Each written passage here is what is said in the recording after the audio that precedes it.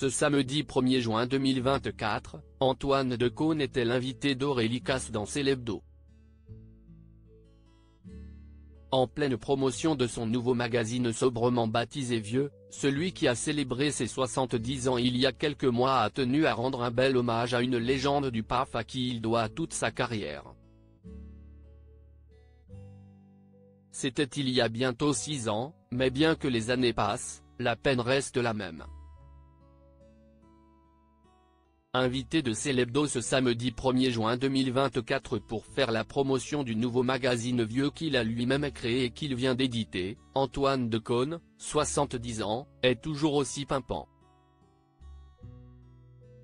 L'époux de Daphné Roulier, qui se fait désormais rare en télévision et qui s'est éloigné du groupe Canal sur lequel il évoluait depuis plusieurs décennies, est de retour en kiosque avec un magazine vulgarisant la vieillesse, et qui traite avec irrévérence des sujets qui parlent aux femmes et hommes de plus de 50 ans.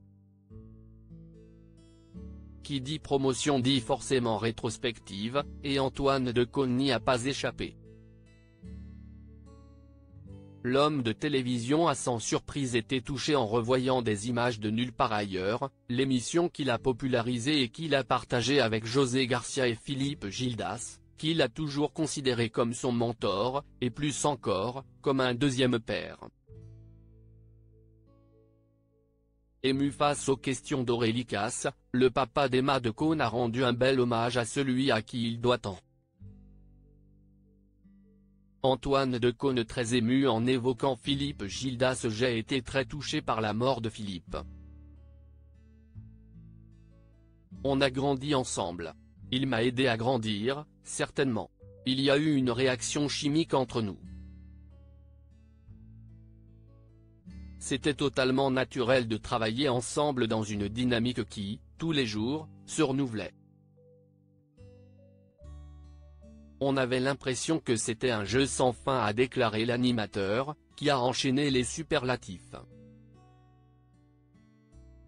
C'était une figure très importante.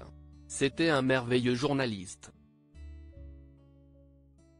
C'était quelqu'un qui était à l'écoute, qui s'intéressant vraiment, sincèrement, aux gens qu'il avait en face de lui et qui était le meilleur public du monde. Il ne savait jamais ce qui allait se passer sur le plateau, donc c'était assez facile de le surprendre. C'était quelqu'un d'extrêmement généreux. La famille Gildas lui a caché sa maladie jusqu'au bout. Philippe Gildas est mort le 28 octobre 2018, à quelques jours de son 83e anniversaire. Le journaliste et visage emblématique de Canal+ a jusqu'au bout ignoré les causes de sa déchéance, comme l'a révélé sa veuve Maryse, au micro de Jordan Deluxe. En effet, invité de C8 il y a quelque temps, l'octogénaire a révélé que la famille Gildas avait choisi de cacher au patriarche son cancer, jusqu'au bout, estimant que cela le préserverait. On est allé faire un scanner. On a vu une petite tumeur sur le rein gauche. Il avait 81 ans. Je n'étais pas tellement affolé à ce moment-là. Puis, le médecin m'a dit qu'il y avait des métastases au cerveau. Alors j'ai compris, a d'abord expliqué l'épouse de Philippe Gildas.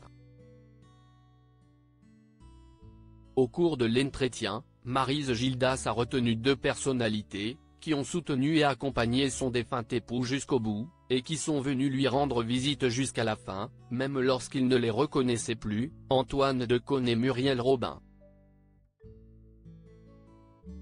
Deux amis de taille, sur lesquels elle peut inévitablement compter aujourd'hui encore.